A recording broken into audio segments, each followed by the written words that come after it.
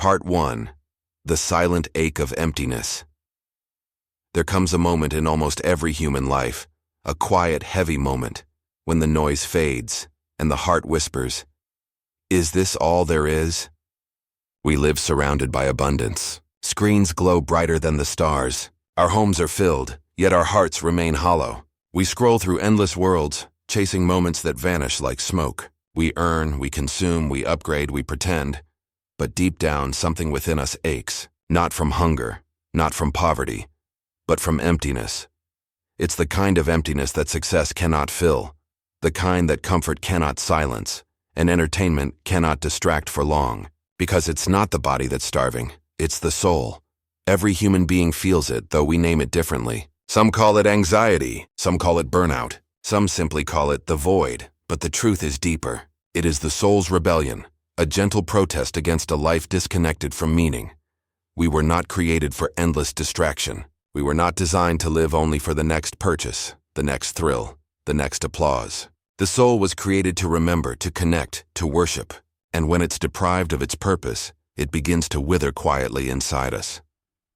Modern life has mastered the art of keeping us busy, busy enough to ignore the ache, but never fulfilled enough to feel at peace. We chase dreams that were sold to us, the perfect job, the perfect body, the perfect home. And yet the more we achieve, the heavier we feel, because the truth cannot be escaped.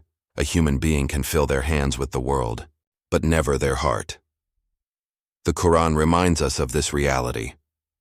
Indeed, in the remembrance of Allah do hearts find rest. Surah Ar-Ra'd, 13:28. Not in wealth, not in fame, not in endless desire, but in remembrance, in returning to the source of peace itself. But most of humanity today has forgotten how to remember. We remember everything except the one who gave us memory. We plan everything except our return. And so life becomes a cycle: work, consume, sleep, repeat. Until one day, a quiet question slips through the cracks of our busy mind. Why do I feel so lost? That question is not weakness. It is awakening. It is the soul trying to speak again.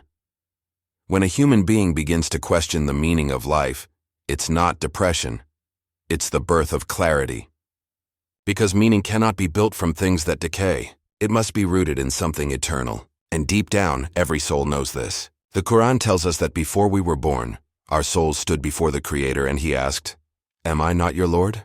And every soul replied, "Yes, we bear witness." Surah Al-A'raf, 7,172.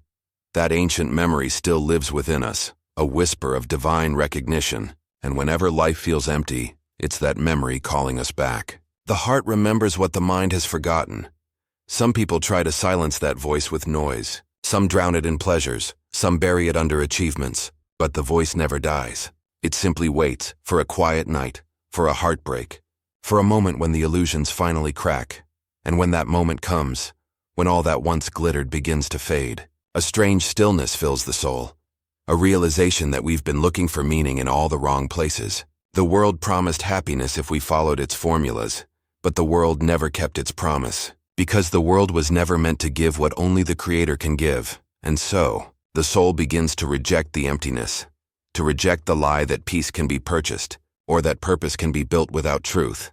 That's when the journey begins. Not the journey to a new city or a new career, but the sacred journey inward, toward the self, toward the soul, toward the one who fashioned both. Islam calls this journey tawbah, not just repentance but return, a return to what we were always meant to be, whole, balanced, connected, a return to peace, the peace that the word Islam itself carries. For Islam is not a culture, nor a brand, nor a system invented by human minds. It is the divine blueprint for the human being, a way of life that aligns every part of our existence with the truth of our creation. In that alignment, emptiness fades, because the soul at last recognizes home. So if you feel lost, if the nights are heavy and your heart feels hollow, do not despair. It is not the end of your story. It is the beginning of your awakening. The ache is not your enemy. It is your compass. It points not to despair, but to the one who created you with purpose.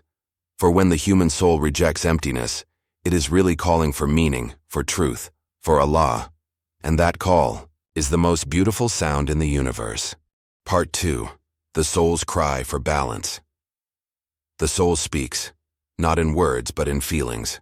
When it is neglected, it grows restless. When it is overfed with the wrong things, noise, desire, and pride, it grows sick. And when it is forgotten altogether, it begins to wither quietly behind the face that smiles and the hands that work. But the truth is, the soul was never meant to live alone. It was created to live in harmony with the body, with the mind, with the heart. All parts of the human being, physical, emotional, and spiritual, are designed to move together, like instruments in a divine symphony. And when one part is out of tune, the entire melody of life falters. That's what humanity feels today. The imbalance, the noise outside and the numbness inside, the exhaustion of running after comfort while feeling further from peace. Because we've been taught to care for the body, but not the soul. To polish the outside but neglect the inside. To achieve endlessly but rarely to reflect. The Quran reminds us that human beings were created from two elements, earth and spirit. He created him from clay and breathed into him of his spirit. Surah As-Sajdah 32:9. From the earth comes our body, our hunger, our fatigue, our need for shelter and warmth. And from the spirit comes our longing, our love, our need for purpose and connection. When we honor both, we live in peace. When we feed one and starve the other, we suffer in silence. Islam came as the balance between these two worlds, not to erase the body, nor to abandon the soul, but to harmonize them under the remembrance of the Creator. Look closely, and you'll see this balance in every teaching of Islam. We are taught to eat, but not to waste, to rest, but not to be lazy, to earn, but never at the cost of conscience, to love this world, but not to be owned by it. Every command, every act of worship, carries within it this divine rhythm of balance. The Quran calls it wasatiyah, moderation, centeredness. The Prophet Muhammad said, "Your body has a right over you, your eyes have a right over you, and your family has a right over you." Bukhari. He did not teach ascetic withdrawal or reckless indulgence, but harmony. A life where prayer and work coexist, where worship beautifies daily living, where the soul and body walk together toward the same destination. When a human being begins to live this way, the chaos within them starts to quiet. Suddenly, success no longer feels empty, because it's guided by gratitude. Pleasure no longer feels hollow because it's framed by purpose. Even pain begins to transform. It becomes a reminder, not a punishment, a lesson, not a curse. This is what Islam awakens within us, the understanding that everything we experience, even the struggles, have meaning. The hunger we feel when fasting is not deprivation, it's discipline. The prayer we perform 5 times a day is not routine, it's remembrance. The charity we give is not loss, it's cleansing. Each act reconnects the fragmented parts of our being. Each act calls us back to balance. But modern humanity has forgotten this sacred rhythm. We worship productivity but neglect peace. We count steps and calories but not prayers or blessings. We build stronger buildings but weaker hearts. We educate the mind endlessly but leave the soul untrained. The result? A generation that knows everything except itself. A world connected by technology yet divided in spirit.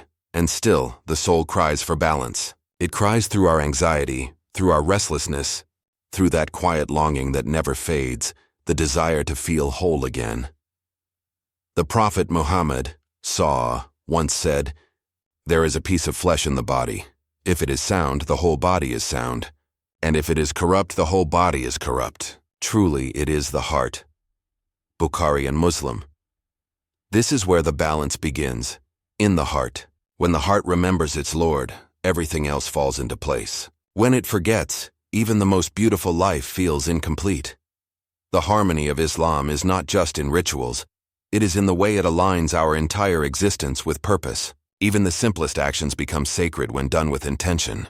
Eating becomes gratitude, rest becomes trust, marriage becomes mercy, work becomes worship, silence becomes reflection, and through this harmony the soul finally breathes again. It stops fighting the body and begins to guide it. It stops wandering and begins to return. Because deep within every human being lies a fitra, a natural inclination to recognize truth, to love goodness, to seek balance. The Quran calls this the nature upon which humanity was created. So set your face toward the religion inclining to truth, the fitra of Allah upon which He has created humanity. Surah Ar-Rum 30:30. When we live in line with this fitra, life begins to make sense again. Because Islam does not come to burden the human being, It comes to restore them, to restore the clarity that materialism has clouded, to restore the peace that distractions have stolen, to restore the balance that the soul has been crying for.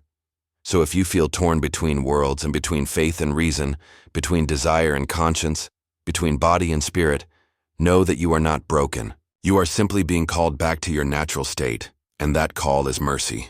For the one who created you knows your design, and he revealed a way of life in perfect harmony with it. Islam is that way. The balance between heaven and earth, between heart and intellect, between this life and the next. And when the soul finds that balance, the ache begins to fade, because balance is peace, and peace is Islam.